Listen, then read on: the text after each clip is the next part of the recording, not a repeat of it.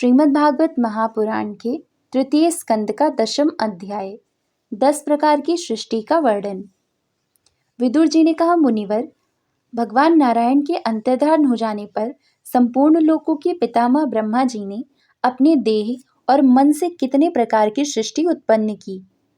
भगवान, इनके सिवा मैंने आपसे और जो बातें पूछी है उन सब का भी क्रमशः वर्णन कीजिए और मेरे सब संशयों को दूर कीजिए, क्योंकि आप सभी बहुज्ञों में श्रेष्ठ हैं। सूत जी कहते हैं, शौनक जी, विदुर जी के इस प्रकार पूछने पर मुनिवर मैत्रेय जी बड़े प्रसन्न हुए और अपने हृदय में स्थित उन प्रश्नों का इस प्रकार उत्तर देने लगे। श्री मैत्रेय जी ने कहा, अजन्मा भगवान श्री हरि ने जैसा कहा था, ब्रह्मा जी ने भी उसी प्रकार चित्त को अपने आत्मा श्री नारायण में लगाकर 100 दिव्य वर्षों तक तप किया। ब्रह्मा जी ने देखा कि प्रलयकालीन प्रबल वायु के झकोरों से जिससे वे उत्पन्न हुए हैं तथा जिस पर वे बैठे हुए हैं, वह कमल तथा जल कांप रहे हैं। प्रबल तपस्या एवं हृदय में स्थित आत्मज्ञान से उनका विज्ञान बल बढ़ गया और उन्होंने जल के साथ वायु को पी लिया। फिर जिस पर स्वयं बैठे हुए थे, उस आकाशव्यापी कमल को देखकर उन्होंने विचार किया कि पूर्व कल्प में लीन हुए लोकों को मैं इसी से रचूंगा। तब भगवान के द्वारा सृष्टि कार्य में नियुक्त ब्रह्मा जी ने उस कमल कोश में प्रवेश किया और उससे एक के ही भू, भुवः, स्वः ये 3 भाग किए। यद्यपि वह कमल इतना बड़ा था कि उसके 14 भुवन या इससे भी अधिक लोकों के रूप में विभाग किए जा सकते थे। जीवों के भोग स्थान के रूप में इन्हीं 3 लोकों का शास्त्रों में वर्णन हुआ है। जो निष्काम कर्म करने वाले हैं उन्हें महा, तपः, जनः और सत्य लोक रूप ब्रह्मलोक की प्राप्ति होती है। विदुर जी ने कहा, ब्रह्मन, आपने अद्भुत कर्मा विश्वरूप श्री हरि की जिस काल नामक शक्ति की बात कही थी, प्रभु उसका कृपया विस्तार पूर्वक वर्णन कीजिए। श्री मैत्रेय जी ने कहा, विषयों का रूपांतर बदलना ही काल का आकार है। स्वयं तो वह निर्विशेष, अनादि और अनंत है। उसी को निमित्त बनाकर भगवान खेल खेल में अपने आप को ही सृष्टि के रूप में प्रकट कर देते हैं। पहले यह सारा विश्व भगवान की माया से लीन होकर ब्रह्म रूप से स्थित था।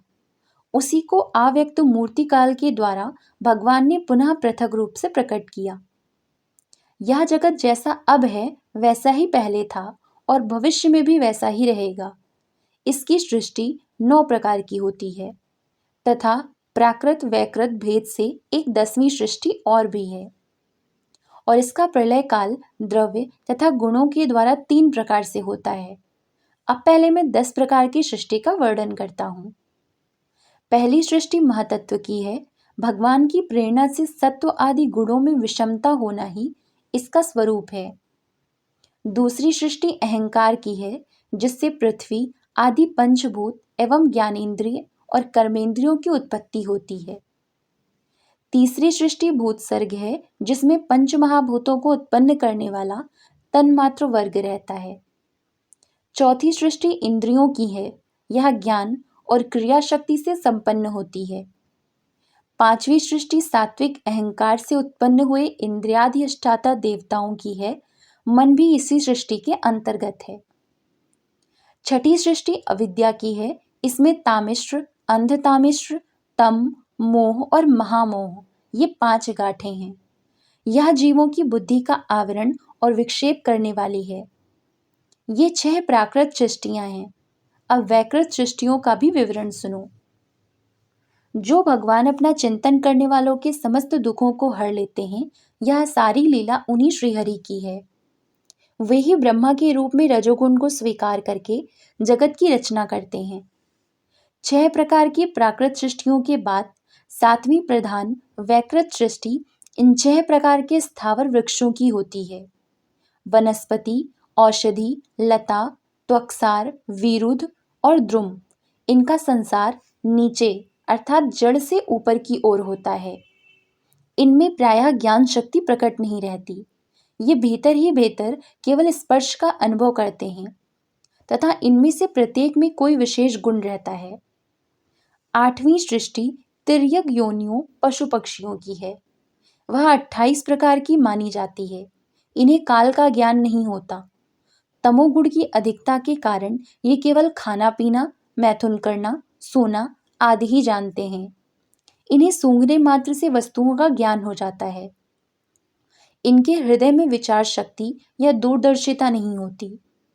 साधु श्रेष्ठ, इन तिर्यकों में गौ, बकरा, भैंसा, कृष्ण मृग, सुअर, नीलगाय, रुरु नाम का मृग, भेड़ और ऊंट ये द्विशफ 2 खुरों वाले पशु कहलाते हैं। गधा, घोड़ा, खच्चर, गौरमृग, शरफ और चमरी ये 1 शफ अर्थात 1 खुर वाले हैं। अब 5 नख वाले पशु पक्षियों के नाम सुनो। कुत्ता, गीदड़, भेड़िया, बाघ, बिलाव, खरगोश, साही, सिंह, बंदर, हाथी, कछुआ, गोह और मगर आदि पशु हैं। कंक, गिद्ध, बटेर, बाज, भास, भल्लूक, मोर, हंस, सारस, चकवा, कौआ और उल्लू आदि उड़ने वाले जीव पक्षी कहलाते हैं। विदुर जी, नवी सृष्टि मनुष्यों की है। यह एक ही प्रकार की है। इसके आहार का प्रवाह ऊपर अर्थात मुंह से नीचे की ओर होता है। मनुष्य रजोगुण प्रधान, कर्मपरायण और दुख रूप विषयों में ही सुख मानने वाले होते हैं। स्थावर, पशु पक्षी और मनुष्य ये तीनों प्रकार की सृष्टियां तथा आगे कहा जाने वाला देवसर्ग वैकृत सृष्टि हैं तथा जो महतत्व आदि रूप वैकारिक दैवसर्ग है उनकी गणना पहले प्राकृत सृष्टि में की जा चुकी है। इनके अतिरिक्त सनत कुमार आदि ऋषियों का जो कौमार सर्ग है वह प्राकृत वैकृत दोनों प्रकार का है। देवता, पितर, असुर, गंधर्व, अप्सरा, यक्ष, राक्षस, सिद्धचारण, विद्याधर, भूत प्रेत, पिशाच और किन्नर, किमपुरुष, अश्वमुख आदि भेद से देव सृष्टि 8 प्रकार की है। विदुर जी, इस प्रकार जगतकर्ता श्री ब्रह्मा जी की रची हुई यह 10 प्रकार की सृष्टि मैंने तुमसे कही। अब आगे मैं वंश और मनवंतर आदि का वर्णन करूंगा।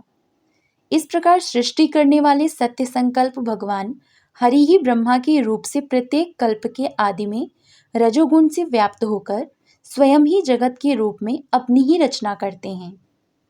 इति श्रीमद् भागवते महापुराणे पारमहंस्यायां संहितायां तृतीय स्कंदे 10वां अध्यायः। ओम नमो भगवते वासुदेवाय। जय श्री राधे कृष्ण।